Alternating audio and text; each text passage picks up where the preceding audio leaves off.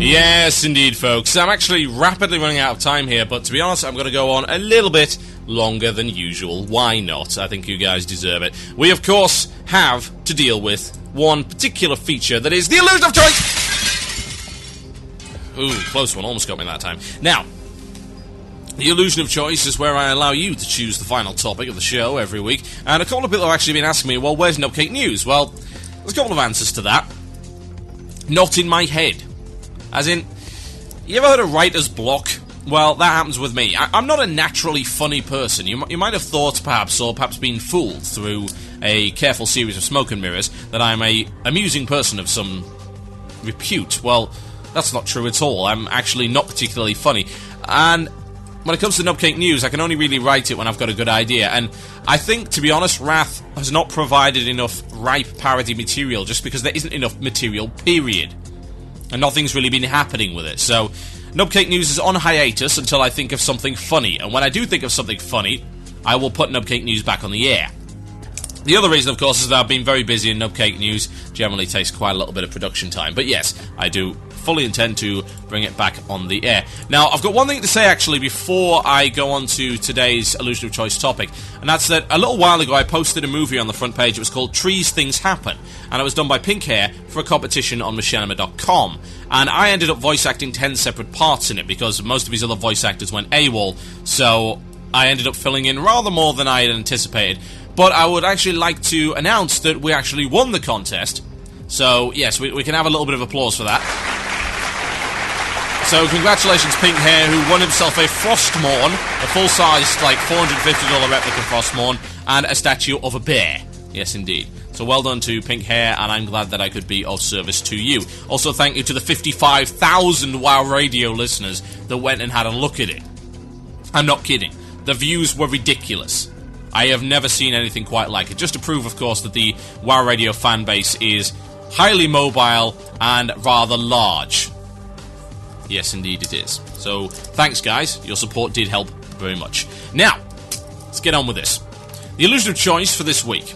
I am choosing a topic right now. I'm going to my email box. I'm looking for topics. What can I find?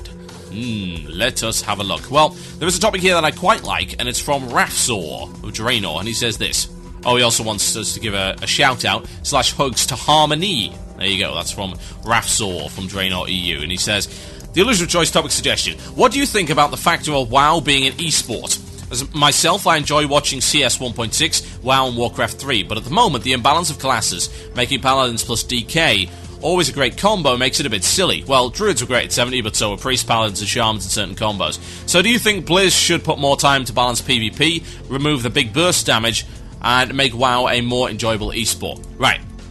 Well, I want to break that down, because I don't believe anyone could ever argue against balancing PvP, or indeed balancing anything. Anything that is competitive in some respect or another should be balanced, and I fully support balancing PvP as much as is humanly possible. I think there's always going to be an element where certain combinations are superior to others, but as long as those combinations also have a counter ad infinitum in one giant big loop, you know, it's like rock, scissors, paper, but you've got 20 different kinds of rock, and 20 different kinds of scissors, and 20 grades of paper. As long as it goes around in a kind of circular counter to this counter, which is a counter to this counter kind of thing, then it works alright. However, WoW as an esport I do not agree with, and I never have. Esports are a really contentious issue because some people seem to think that they should work but don't really understand why they don't and why no one cares. Well, gaming is a very popular hobby, but playing, or at least watching other people play games, not so much. I think the idea is that while you can, I don't know, it's difficult, because you could think, well, what's the difference between sports? It's like, well, you can't go and play a sport at that level. Yeah, but you can play the sport, and you can play the game. So why wouldn't watching people at an exceptional level be good for you? Well,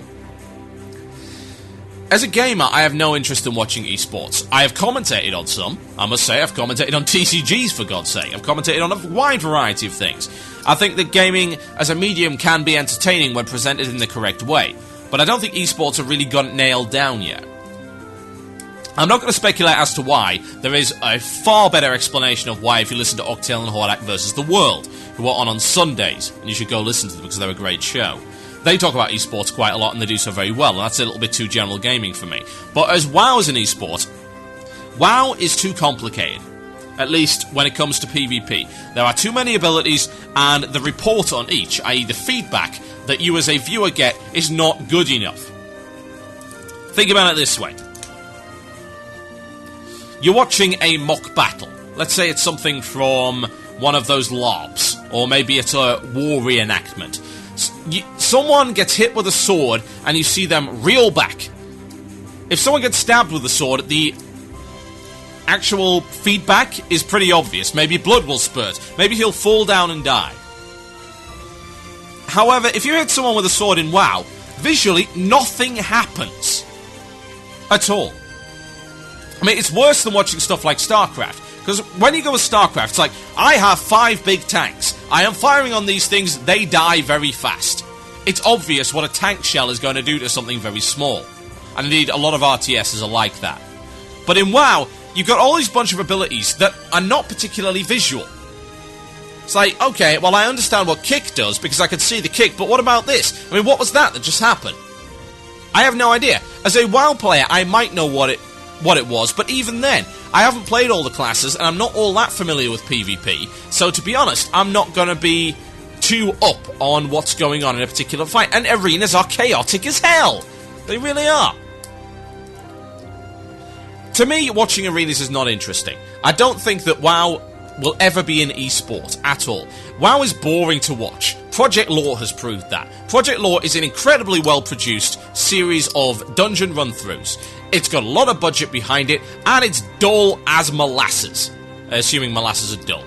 It's certainly slow as molasses, I can guarantee you that. But there is nothing enjoyable at all, no matter how well-produced, about sitting down and watching 4 guys play on computers. I'm sorry, that is not fun to watch. Especially not dungeons. Like, I don't want to see your ugly mugs. At all. I don't want to watch this dungeon be played. It's not entertaining. You know, because I can do it myself. It's like, you don't get good colour commentary. It's like, for instance, like Project Lord, it doesn't do colour commentary. You've got 4 guys playing WoW and talking. It's the same as your guild vent. But you probably do the raids and instances faster than they do, because they're not very good at it. Yes, it's incredibly well produced, but no, it's not entertaining. And I think that really does demonstrate an issue with WoW, even with PvP. A non-WoW player is not going to have a clue what is going on. Whether it comes to PvE or PvP, it's not fun to watch. There's not enough feedback as to what's going on. With some raid encounters, some of them would probably be relatively enjoyable for some people to watch. Stuff that's obvious, like say, let me think, let me just try and think if there's anything that's particularly obvious. Cthulhu, that will be kind of interesting to watch. Why? Because it's obvious what happens. Because it's got some very interactive and very visual elements. Like, for instance, ice stalks with lasers. Kill things. Okay, very visual. What about Dark Glare? Very visual. Incredibly visual. The whole eating people with the big tentacle. Very visual. It's a very visual encounter. When things happen in Cthulhu, you can understand why they happen and what their purpose was. But there are other raid encounters where that's not the case, and where the average casual viewer would not understand what is going on. With PvP, I think it's way worse than that. Most casual viewers, including gamers, are not really going to understand what is going on. Whereas in Counter-Strike, you shoot someone in the head, they fall over with a fountain of blood, and it's obvious that you have killed them. Counter-Strike is a relatively simple game to watch. It's like, place the bomb here, see if it explodes. Kill the enemy. That's why it's been somewhat successful, although not entirely so, as an e-sport. And you can clearly recognize what is skillful. You can recognize solid team tactics. It's very visual in that respect. If you flank somebody and you shoot 3 guys in the head and you're watching that, it's like, yeah, that's cool. I understand what happened there. I might not be as good as him, and I might not understand what exactly he did, but I understand what happened and why it happened, and it was visual. And that was important. But in WoW, that's not the case. If something cool like that happens in WoW, most players don't even know how or why it happened. Because it's like, hey, there's a bunch of effects going off, but I don't understand what's going on. It's a confusing mess of melee. Not good. Not good at all. It's too disorganized, it's too random. I think that Blizzard needs to stop putting this kind of idea forward. The only thing, I suppose the only benefit of for them desperately pushing it towards being an esport is that they will try and balance the damn thing. And if that's their motivation for balancing it, then all the better. But I'd prefer their motivation for balancing it be that it be balanced. I mean, that should be a reward in and of itself. You should always aim to balance your game. So no, I don't think that arenas will ever become an esport. I certainly hope they're not an esport, because if that's the future of esports, then good lord, I'm not going to be watching many of them. They're not interesting to watch, they're not fun, and they're way, way, way too niche. Beyond what the even niche aspect of esports are. Way beyond that. To the point where barely anyone is interested. That's not profitable. That's not entertaining. It's never going to break into the mainstream. It's never even going to break into the niche mainstream. It's just too obscure, and it's just not fun to watch. Now, I've got a couple of minutes left in the show, folks, so if you want to shout out, then now will be the time to do it. Send it in. Oh, yes, send it in to themurloc@gmail.com. That is themurloc@gmail.com if you want a shout-out on the show. And you can have it. Not a question about that. I'm going to give a couple of shout-outs first. People that have stuck them in early. I've got one here. Shout out to a sick guildie. This one's from Lacrosse, and he says, shout out to our token Fury warrior, Haltaf, of Arthas US, who just had his appendix removed. Get well soon, so you can get back to easy content. Yes, indeed. Get well soon. You have removed the appendix. We must remove the appendix. There is a pigeon in your stomach. Ayomo says, the weekly shout-out to Arcanist Belt. Oh yes, shout-out to Arcanist Belt. We'll be raiding soon, yeah! We are the ultimate level 60 guild. Oh yes. We will prove it. You know, it's going to provide some great content. I said I will eat my hat if I go back into Blackwing Land Beyond and realise, actually, I was just looking at it through rose-tinted spectacles. I do genuinely believe that it is better content than Wrath content, and I intend to prove it by doing it. Oh yes. Another shout-out to Arcanist Belt from Ariana, who has 4 level 60s. 4 level 60s! It's ridiculous! I've never seen anything like it. This woman is insane. She's incredibly good at what she does, but good lord! A shout out to the Arcanist Belt BRD group. We did a full clear of Gnome. We're going to now a full cleaning this place. Good lord, we are insane. That's from Eurofan. More shout outs to Arcanist Belt. Shout out to Arcanist Belt from Alif. Is he a wrestler druid? He better be with a name like that. I'll be back next week. Please don't kick me. Okay. A shout out to Exalterigo, Free Candy Guild, Laughing Skull US. Just started a full guild runs of 25-man Nax. Enjoy the week's worth of content that will provide you. A shout out to all my guildmates at the Fremen Knights on Archimond. No shout out, I just wanted to say, haha, I've given you a shout out now, Tarajo. You can't escape me. I realise your plan. Trying to sneak a compliment in there. Not gonna happen. So a shout out to Tarajo for his boot licking. Well done. A shout out to Angelina. Is that Angelina?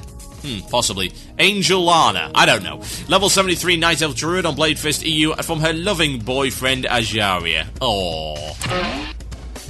That was inappropriate. What else have we got? A shout out to Arcanist Belt from Koi. A shout out to Dark Herring from Ymir. Dark Herring is great. I'm sorry. The Dark Herring item is great. I want to dual wield those things. Shout out to Dark Herring from Ymir. Twisting Leather US. I will get you. I have no idea what that is.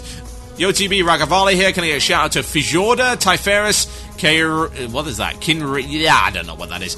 And everyone in Arcanist Belt. Shout out to Carco and Hollow Point on Rune Totem EU Enhancement Shaman's Rock. And one last shout out before I go off the air for tonight. And thank you ever so much for listening, guys. Really. Oh, yeah, Ariana's got a level 30 Hunter and a level 39 Warlock. Oh, good lord. Can I get a shout out to the Casually Hardcore crew, all non-entitled casuals? Put your hands in the air. Wave them all around like you just don't care. When you don't care because you have a real life. I don't care. Something like that.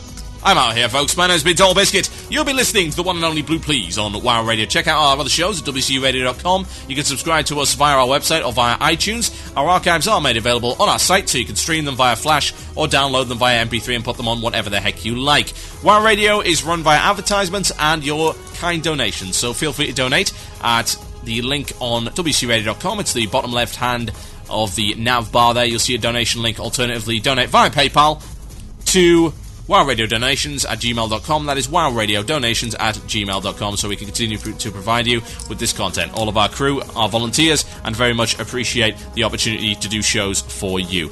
Thank you for listening, folks. I've been Total Biscuit. Good night.